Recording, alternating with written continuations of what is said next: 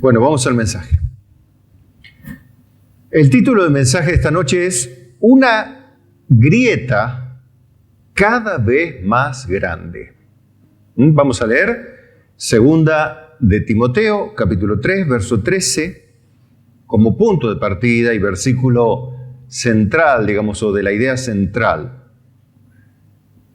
¿Y a qué me refiero con grieta y por qué más grande? Bueno, dice así: mas los malos hombres y los engañadores irán de mal en peor, engañando y siendo engañados.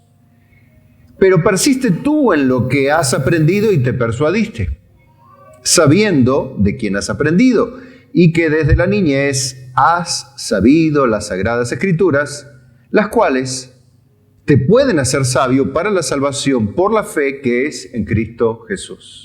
Amén. Hasta allí. Bien, tomen asiento, por favor.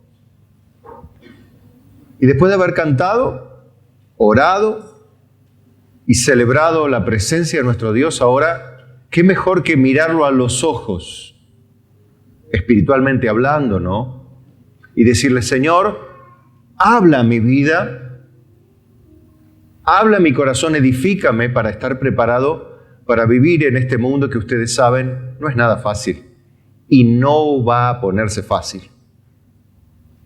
Por lo tanto, quiero que cada uno de ustedes, si Cristo no viene antes y si yo me muero antes, como probablemente sea, pueda saber que cada uno de ustedes están bien encaminados. No digo que tenga planes para ahora, ni que Dios me haya revelado nada, sino simplemente que estadísticamente se supone que es así. Bueno, pero me remito al texto. Claro, usted dice, bueno, es cierto, esto habitualmente lo citamos, sí, pero quiero ver que en la dirección que van estos engañadores, estos malos hombres. En realidad todos somos malos, ¿no? En esencia, en naturaleza. Nadie puede decir yo soy medio bueno o más o menos bueno. En realidad todos somos malos, medio malos o muy malos, pero de bueno no tenemos nada porque Dios lo dice.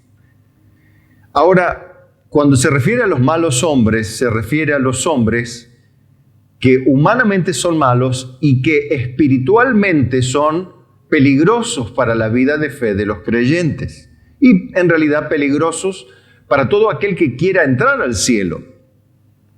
Porque una persona robe o inclusive mate por robar no impediría que alguien entre al cielo. Pero una persona que miente en argumentos de la fe puede conducir en un tobogán a alta velocidad a una persona al mismísimo infierno, con una falsa doctrina, un falso Cristo, un falso evangelio. Hay un detalle, que estos hombres que hacen eso, dice la Biblia que irán de mal en peor, o sea, no irán de bien a mejor o de mal a bien o a más o menos bien, sino que ya que de lo mal que están, por lo mal que hacen, será peor. En cambio, cuando se dirige a Timoteo, le dice, pero tú, y aquí es donde nos aplicamos a nosotros la palabra si es que estamos tratando de escuchar el sano consejo de Dios, pero tú persiste en lo que has aprendido. O sea, ustedes ya vienen aprendiendo. Y como Timoteo, les pasó lo mismo. Muchos de ustedes, o casi todos, desde niños han sabido las Sagradas Escrituras. Ya muchos de ustedes han estado en la escuelita bíblica en esta iglesia, otros en alguna otra, u otros fueron criados en casa, bajo los principios cristianos, culturalmente hablando, y luego sus padres y ustedes se incorporaron a la congregación de los santos. Pero contrariamente a las personas que irán de mal en peor, hay personas que, como ustedes, desde niños, han sido instruidos en las palabras de las Sagradas Escrituras, y no meramente en una cultura, en una tradición de la iglesia evangélica, que podría ser neutra o positiva en algunos aspectos, sino esencialmente en las Sagradas Escrituras. La tradición, la cultura, pueden ser buenas, pero no traen vida eterna. En cambio, la palabra de la Biblia es la palabra de Dios y ellas son vida y vida eterna al que las recibe humildemente como palabra de Dios. Estas escrituras te pueden hacer sabio, o sea, te pueden hacer una persona instruida, capacitada para llevar la vida de salvación de una manera óptima. Entonces se dan cuenta, gente que va a ir de mal en peor y gente como ustedes, esperaría que todos, debido a que desde niños van aprendiendo las Sagradas Escrituras, en la juventud siguen aprendiendo y se supone que si perseveran y persisten en lo que han aprendido y de lo cual se persuadieron, es muy probable y natural y esperable que sean sabios para la salvación, que es por medio de la fe en Cristo Jesús. Ahora, ustedes saben que a no todos los jóvenes les pasa lo mismo. Ustedes han contactado, han convivido, han compartido tiempo, han visto en las redes algo muy común, el estilo de vida de jóvenes que se llaman cristianos también. Pero dicen, este de cristiano no tiene nada. Si en Facebook publica eso, ¿qué es lo que hará en privado? Si en Facebook se muestra así, ¿qué es lo que no hará en privado?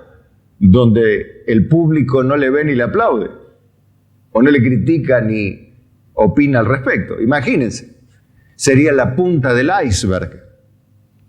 Bueno, entonces se dan cuenta que en el cristianismo en que vivimos hoy, como en la antigüedad, o el pueblo de Dios, como aún más atrás en el tiempo de Habacuc o de los profetas, Habacuc era un hombre llamado a exhortar al pueblo a volverse a Dios. Hoy también los ministros de Dios tenemos este trabajo: mantener el rebaño alimentado, cuidado con la verdad, protegido con la verdad, pero al mismo tiempo denunciar el pecado, denunciar el error, ponerlo de relieve para que nadie se contamine con el error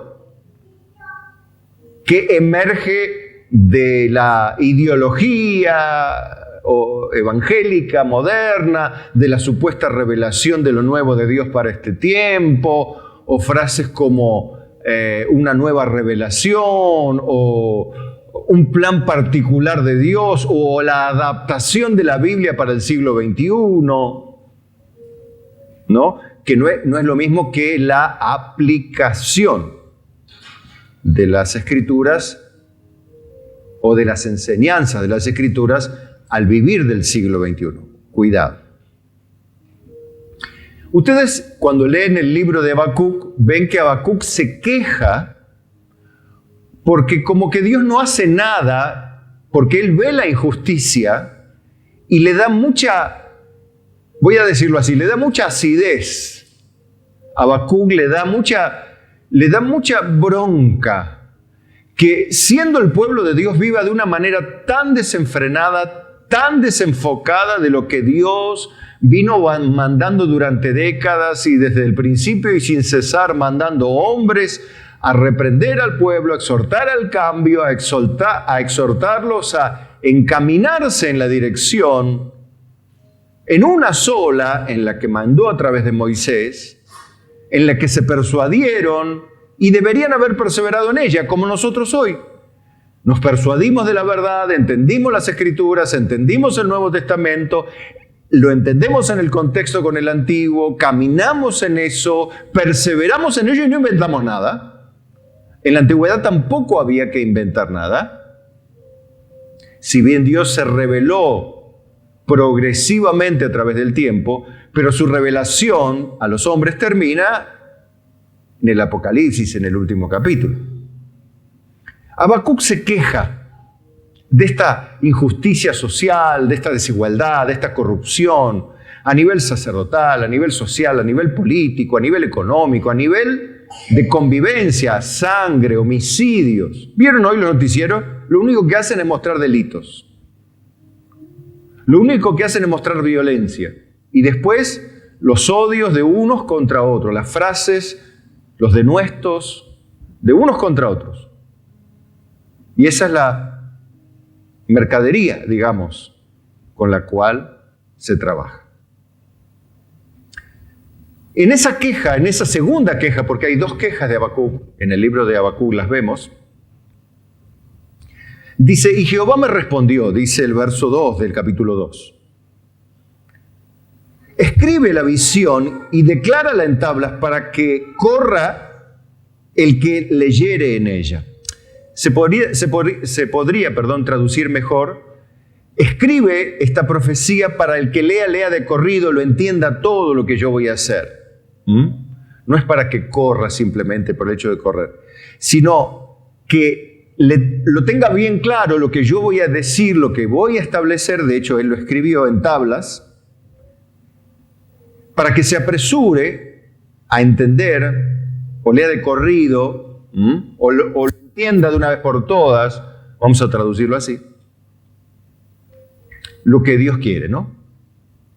Y saltando al verso 4, declara una verdad.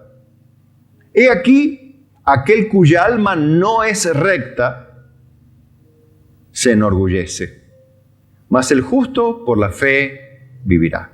O sea, vemos que hay dos clases de personas, las que se enorgullecen y caminan en su propia dirección, su propio orgullo, su propia obstinación. Dice, yo soy creyente, yo no hago mal a nadie, a mí nadie me va a venir a decir lo que tengo que hacer, yo conozco a Dios, yo conozco las Escrituras, yo conozco a Moisés, podría decir, a mí nadie me enseña nada.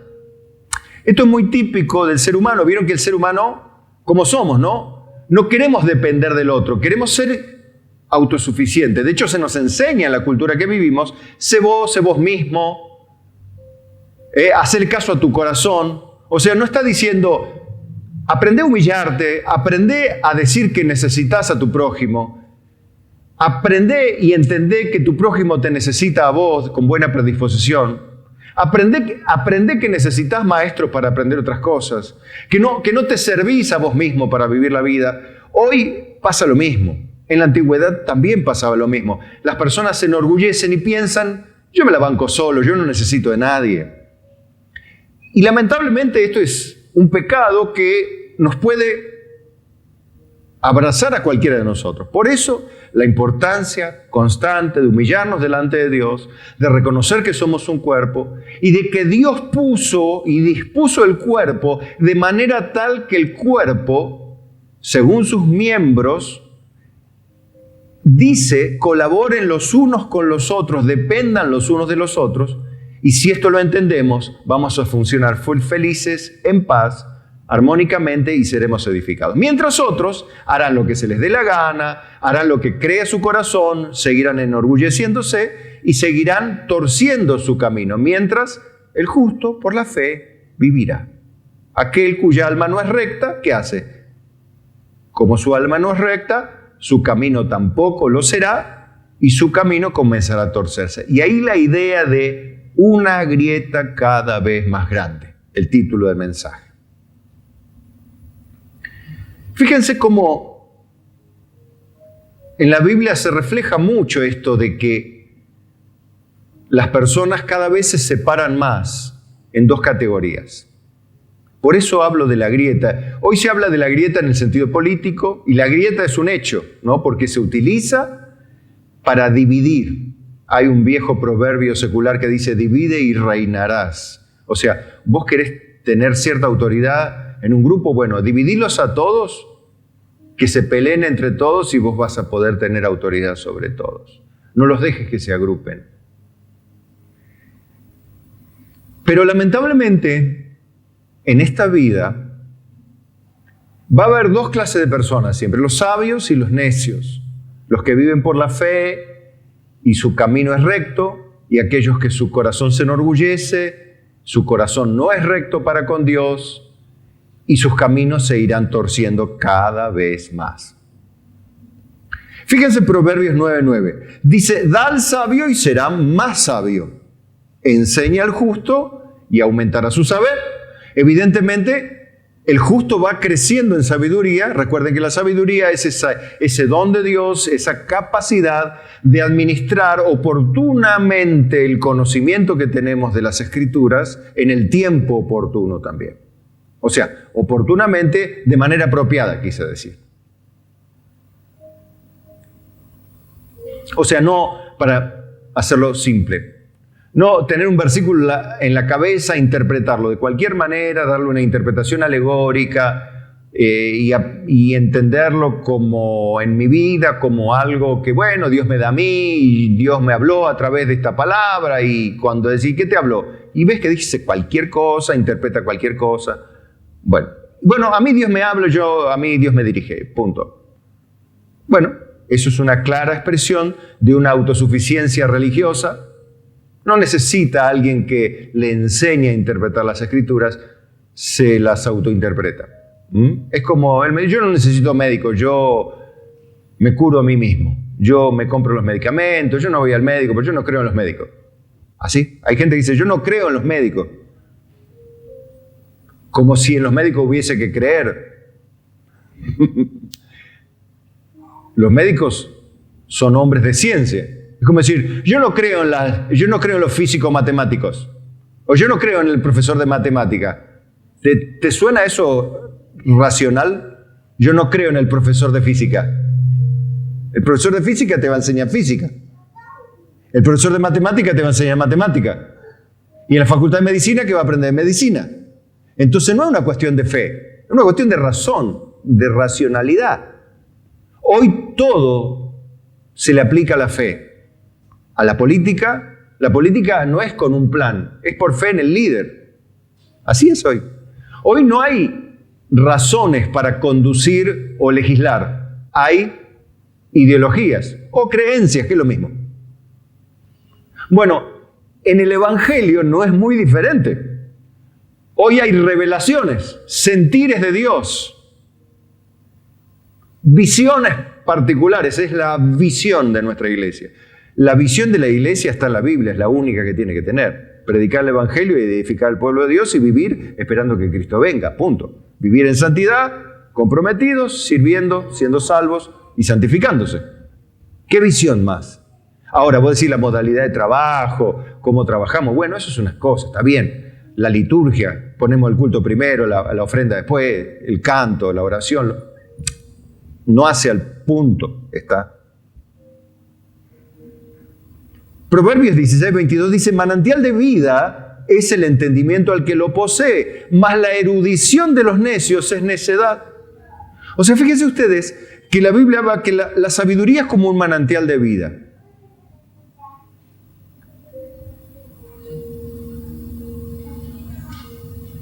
Ese entendimiento, esa capacidad de ver las cosas por las Escrituras. Más la supuesta erudición de los obstinados, orgullosos, de los necios. ¿Qué es el necio? ¿Qué es una persona necia? Definámosla otra vez. Es una persona obstinada en sus propios criterios o conceptos personales. Una persona que se aferra a la percepción que tiene de la verdad. O tiene una percepción de lo que es correcto y con dureza de mente y corazón se aferra a ello, aunque esté equivocado. Y lo defiende con un accidente y cuando no tiene argumento termina insultando. Pero sigue firme. Esa es una persona necia. Puede ser muy erudita, o sea, puede tener mucha ciencia, mucha facultad, mucho estudio, lo que quiera. Pero si está equivocado, es necio. Bueno, entonces, esa erudición errada es necedad. ¿Qué tal si vamos a Facebook? O a Instagram. O, qué sé yo, otra de las redes. Son las más comunes. Yo diría que las publicaciones están las de los sabios y las publicaciones de los necios. Y van a ver, la Biblia no habla de esto, pero después si le dan una aplicación dicen, pero está diciendo prácticamente lo mismo. Bueno, Miren Eclesiastés 10:12.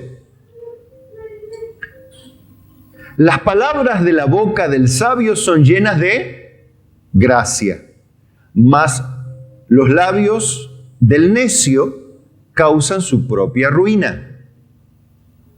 El principio de las palabras de su boca es necedad, y el fin de su charla, nocivo desvarío. ¿Qué es un desvarío? ¿Qué es una persona que desvaría? Que habla incoherencias. Una persona dice, pero este hombre desvaría un poco. O sea, digámoslo en criollo, tiene flojita alguna tuerca, decimos, ¿no? O los patitos no los tiene alineados. Algunas de estas frases cómicas usamos, ¿no? Bueno, por supuesto, es mucho más diplomático y mucho más poético Salomón para hablar de esto, ¿no? Del necio. Él en vez de hablar de los patitos desalineados, dice que es un nocivo desvarío la palabra del necio. En Eclesiastés 10:2 dice, y ahora les explico por qué, el corazón del sabio está en su mano derecha. Pero pastor dice, el corazón está en el lado izquierdo. ¿O dónde tenés vos el corazón? Fíjate, a ver. Todos lo tenemos en el mismo lado, ¿no es cierto? Bueno, pero ahora les explico por qué. El corazón del sabio está en su mano derecha, mas el corazón del necio en su mano izquierda. La diestra era símbolo del control, de la autoridad, o sea, del orden, la diestra. Es cierto que hay una cantidad minoritaria de zurdos, pero el hecho de que sea zurdo no es que sea diferente o minusválido, no. Tradicionalmente se reconoce la diestra como la de la autoridad, la que lleva la espada. De hecho, las armas se hacen para diestros en su mayoría y todas estas cosas. Hay otros instrumentos, herramientas también para diestros y para zurdos, ¿verdad? No importa. Pero ¿qué quiere decir esto? O sea, ¿qué pasa a un diestro si quiere manejar algo con la zurda? ¿Qué pasa? ¿Qué hace? O por ejemplo, a ver los varones. Los varones que son diestros, ¿patearon algún penal con la zurda alguna vez? Por lo menos díganme si le invocaron al arco. O al revés, los que son zurdos, ¿patearon algún penal? ¿Le invocaron al arco? Miren que el arco tiene 7 por 2 y pico, no sé. Es gigante el arco. Y a 9 pasos no sos capaz de invocar la pelota adentro. O sea, ¿se da la idea de lo que es la zurda? O sea, ¿qué está diciendo? El sabio es preciso. El necio es torpe. Le erra siempre, a pesar de que tiene el arco ahí gigante solo. ¿Entienden? Esa es la idea. Y miren ahora lo de la publicación. Y aún mientras va el necio por el camino, le falta cordura. Y va diciendo a todos que es necio. O sea, el necio va por la vida diciéndole a todo el mundo lo necio que es. ¿Y por dónde se entera la gente que es necio? Por lo que dice, o por lo que escribe, o por lo que publica. Proverbios 12:23 está más claro todavía. El hombre cuerdo encubre su saber, o sea, no se enorgullece, no se jacta, o en cordobés, ¿qué es chapear? Chapear es poner el título, lo que yo soy, el lugar que yo ocupo. Entonces, cuando alguien viene chapeando, dice que viene esgrimiendo su título, su autoridad, su rango, su saber. Bueno, una persona sabia no dice, yo sé todo, yo soy esto, yo aprendí acá, yo estudié acá, yo sé. El sabio no viene esgrimiendo su conocimiento, simplemente lo tiene. la persona sabia. Mas el corazón de los necios, ¿qué dice? Publica la necedad. ¿Y dónde la puede publicar, por ejemplo? Y ya está. Bueno, la mano de los diligentes señorará, más la negligencia será tributaria. Las consecuencias, ¿no?, de la necedad y de la sabiduría respectivamente. Otra grieta que se va haciendo también. ¿Vieron los que les echan la culpa? ¿Vieron que la gente cuando comete un error o cuando le va mal en la vida le echa la culpa? De hecho, todos lo hicimos en alguna vez. Y no me mientan. ¿Cuántos alguna vez en su vida le dijeron ma o pa? ¿Qué pasa, hijo? La seño me puso un 0. O la seño me puso una mala nota. ¿A cuánto les pasó? Levanten la mano, a ver. Todos tenían muy bien 10.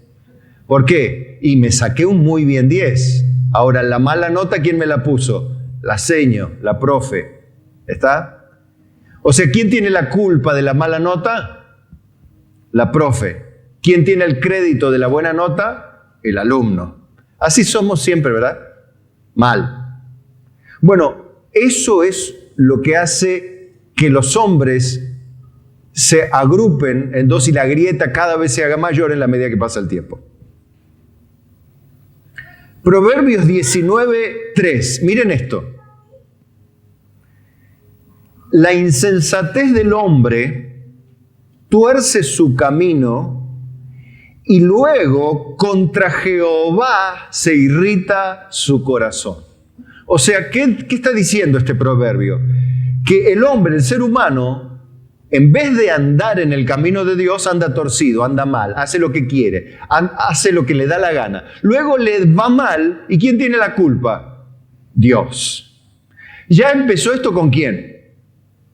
Con Adán. ¿Qué le dijo a Dios? La mujer que me diste.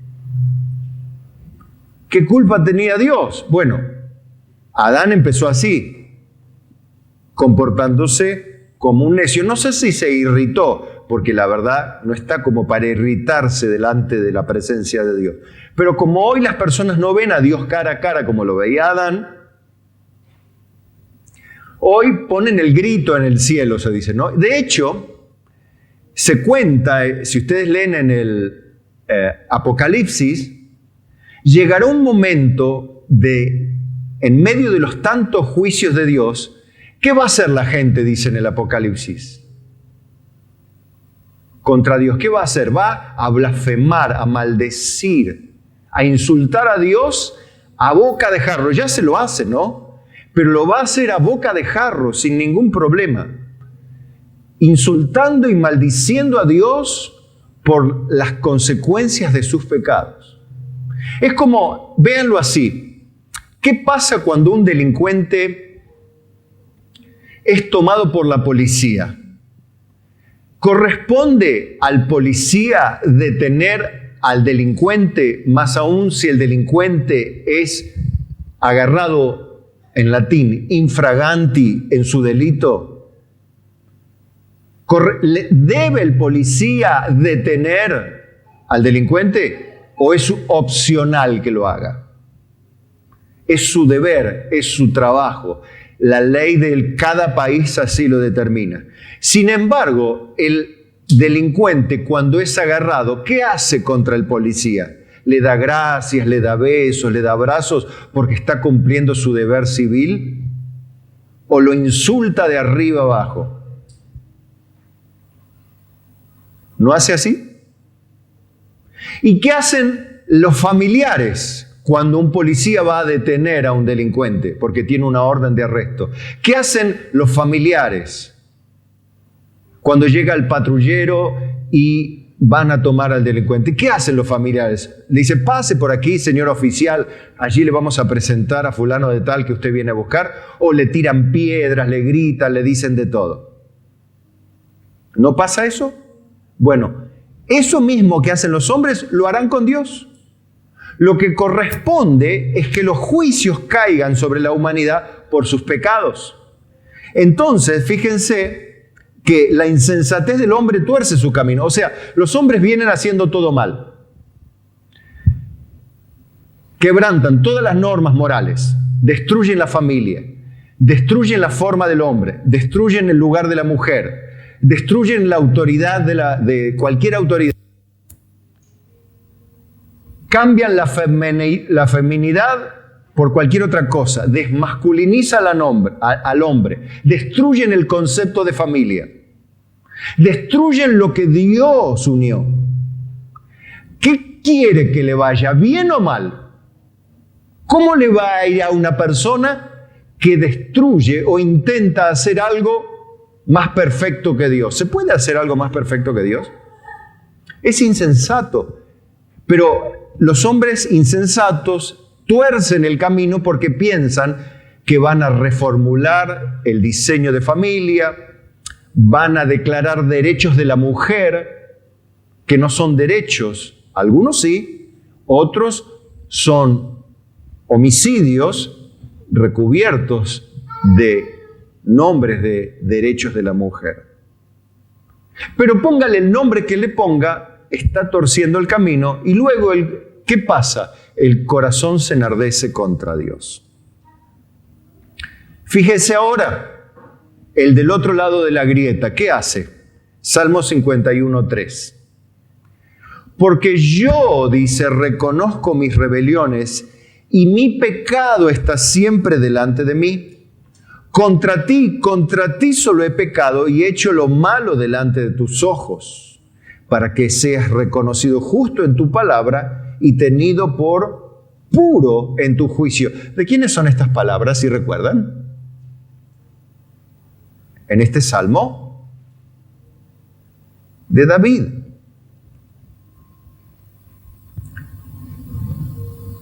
Fíjense, ¿quieren ver otro aspecto de la misma grieta? Como cada vez las personas, cada vez ustedes, ahora quiero que lo vean, chicos, en la medida que vayan creciendo, van a ver que ustedes, si siguen el camino recto de Dios a través de las Escrituras, se va a ir agrietando más grande la distancia entre ustedes, creyentes, y los que dicen serlo, no conformados a las Escrituras. ¿Por qué? Y bueno, por una multitud de cosas que venimos viendo. Por ejemplo, el deleite de los sabios y el deleite de los necios. Proverbios 15:21 dice, la necedad, o sea, las cosas que son absurdas en cuanto o respecto de la sabiduría, dice, es alegría al falto de entendimiento. Mas el hombre entendido endereza sus pasos. O sea, uno de su necedad se jacta y se divierte, y el otro, en vez de divertirse, cambia el rumbo y endereza sus pasos.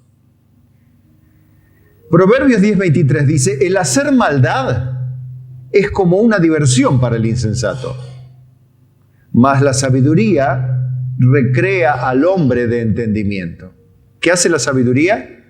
Recrea al hombre de entendimiento. Y miren por qué se resquebraja la relación entre sabios y necios. Estoy hablando, cuando hablo de necios no digo de gente atea, estoy hablando de los que se llaman cristianos también. Proverbios 15:12 dice, el escarnecedor no ama al que le reprende, ni se junta con los sabios. O sea, la persona que es escarnecedora, que desprecia la sabiduría, no se junta con los que aman la sabiduría, la cual recrea su corazón. Se junta con los de su mismo palo, los que le gusta hacer lío, bochinche, rebelarse, seguir cuentos, historietas, vanidades. Se juntan todos. ¿Vieron esa frase? Dios los crea y ellos se juntan. Y bueno, es eso. O el viento los amontona.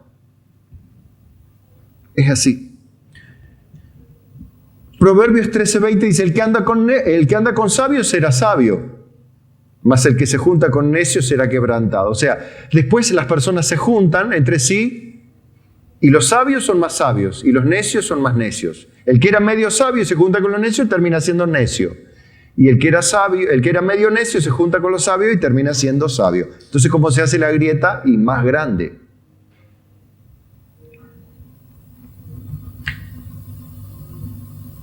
Para colmo, Proverbios 12:15 dice: el camino del necio es derecho en su opinión, mas el que obedece al consejo es sabio. Fíjense esta sutil diferencia. Generalmente las personas dicen: yo opino, a mí me parece, desde mi punto de vista, yo no creo que sea tan así, para mí no. A mí no me enseñaron así. ¿Vieron esa frase? Hay un montón como esas. Más está aquel que dice: no, pero la Biblia dice así. Yo no opino si es así o no es así. La Biblia dice esto. Punto. Bueno, entonces, bueno, esa es tu manera de ver. No es mi manera de ver, es lo que dice la Biblia. Tu manera de ver sí es tu manera de ver porque es tu opinión. Yo no estoy opinando, yo estoy diciendo lo que Dios dice. No opino porque no me toca a mí opinar. Sin embargo, el necio en su propia opinión, su camino es recto. ¿Se da cuenta por qué las personas se agrietan en sus relaciones? Porque uno se obstina en su consejo y el otro dice: Dios dice. Dios dice una cosa y el necio dice: no, para mí eso no es así.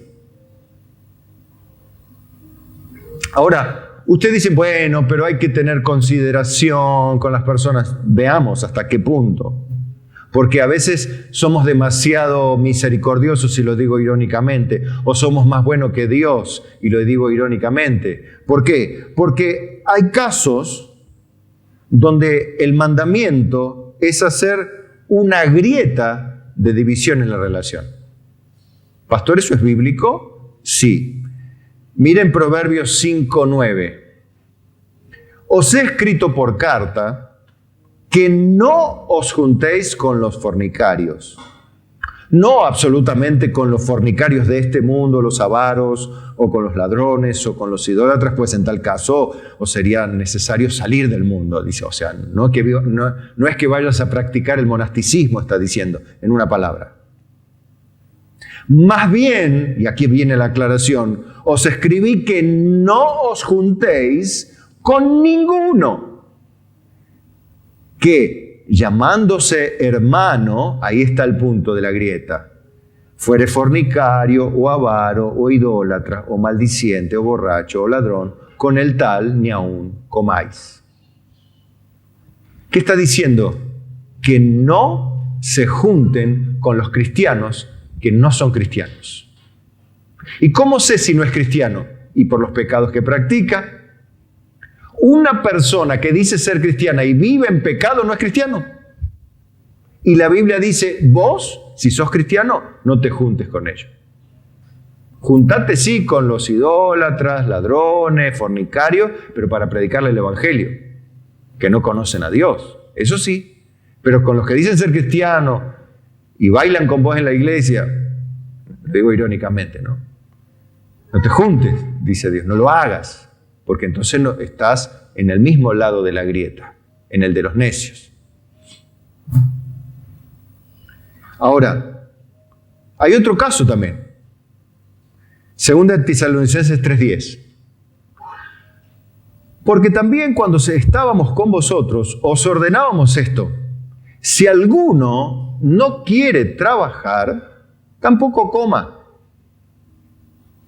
Porque oímos que algunos de entre vosotros andan desordenadamente, no trabajando en nada, sino entremetiéndose en lo ajeno. Es típico, ¿no? El que no hace nada, opina. Y el que trabaja, no opina. Trabaja porque está ocupado en lo que tiene que hacer. Si alguno no obedece a lo que decimos por medio de esta carta, a este señaladlo, y no os juntéis con él para que se avergüence. Pero ojo, dice, mas no lo tengáis por enemigo, sino a molestarle como hermano. O sea, ¿es tu hermano? Sí, pero no te juntes. Amonestalo como un hermano, pero no vivas con él, porque vas a terminar siendo vago como él. Está diciendo. No quiere hacer nada, lo único que hay es entrometerse, opinar, criticar, pues está en eso, ¿viste? Se juntan, pero para opinar, para criticar, mientras los otros hermanos trabajan, transpiran, gastan su dinero, su tiempo, sus horas y hacen todo lo mejor con todo el amor para el Señor. El otro dice, no, yo pienso que tendrían que hacer así, acá tendrían que hacer acá, tendrían que hacer acá, tendrían que cambiar, poner allá, mientras toman unos mates y cuerean a todo el mundo. ¿Pasa o no pasa? Acá no pasa, pero lo decimos por si pasa para que no pase. Finalmente, chicos, y le pido a los músicos que me acompañen. Escuchen esto, porque este es el consejo que redondea toda la idea en el día de hoy. De por qué es cada vez más ancha la grieta. Por qué es cada vez más amplia la diferencia. Y lo van a ver en la medida que ustedes... ¿Recuerdan el consejo de Timoteo? Persiste en lo que has aprendido y te persuadiste porque desde niño has sabido las Sagradas Escrituras, las cuales te pueden hacer sabio para la salvación, que es por la fe en Cristo Jesús. ¿Recuerdan? ¿Eso leímos al principio? Bien. Ahora en 1 Timoteo 6:3, para que te quede claro y para redondear la idea, que marca una grieta para que digas, no debe haber divisiones en el cuerpo de Cristo. La palabra de Dios es como espada de dos filos que parte, divide, separa. La palabra de Dios no une carne y espíritu.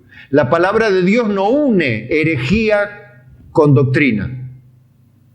La palabra de Dios no une el perdido con el salvo. La palabra de Dios divide. Es como una espada que separa. Si alguno enseña otra cosa, y aquí viene la frase clave, y no se conforma a las sanas palabras de nuestro Señor Jesucristo, o sea, conformarse a las sanas palabras, si no retiene la correcta interpretación de lo que dijo Jesús y a la doctrina que es conforme a la piedad. O sea, si alguno no se alinea a las Sagradas Escrituras en una palabra, está envanecido, nada sabe y delira. O sea, otra vez entramos en esa palabra. Como decía Eclesiastés, o sea, Salomón. Él hablaba de que las palabras del necio eran nocivo desvarío. En cordobés podríamos decir chamullo.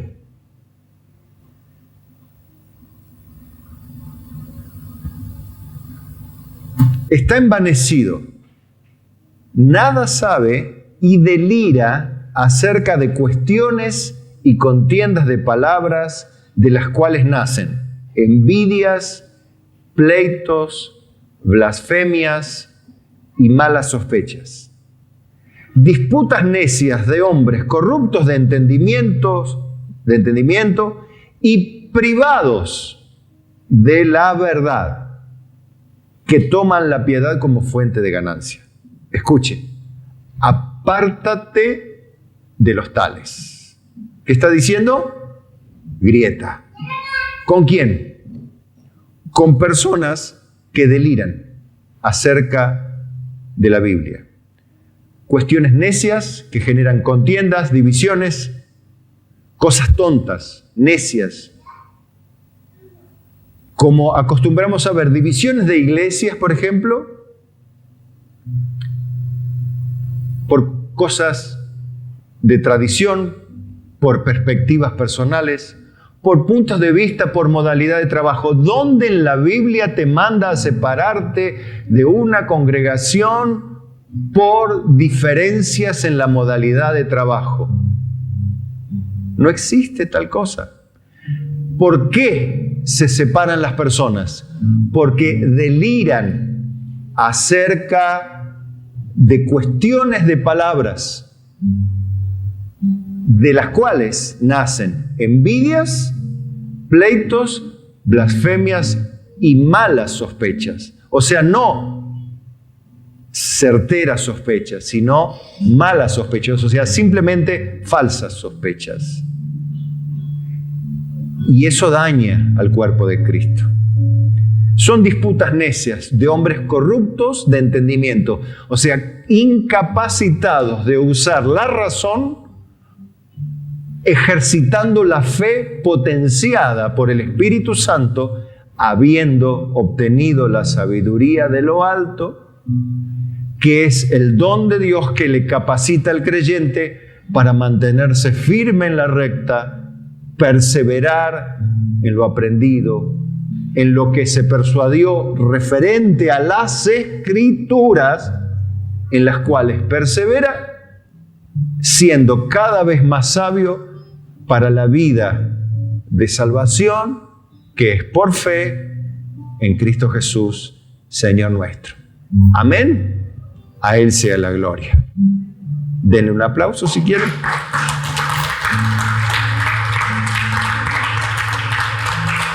Porque Él es digno de la gloria. Oramos. Señor, ayúdanos a mantenernos firmes en la palabra, siempre. Si en algún momento se marca una grieta, no nos dejes estar del lado de los necios, de los que van publicando por todos lados con su boca, con su Facebook, con su Instagram, que son necios. Más vale, ayúdanos a callar y a hablar palabras de sabiduría y a deleitarnos en la sabiduría, para que por medio de ella muchos otros sean edificados, tu nombre sea glorificado y en definitiva seamos instrumentos de salvación para los que están perdidos.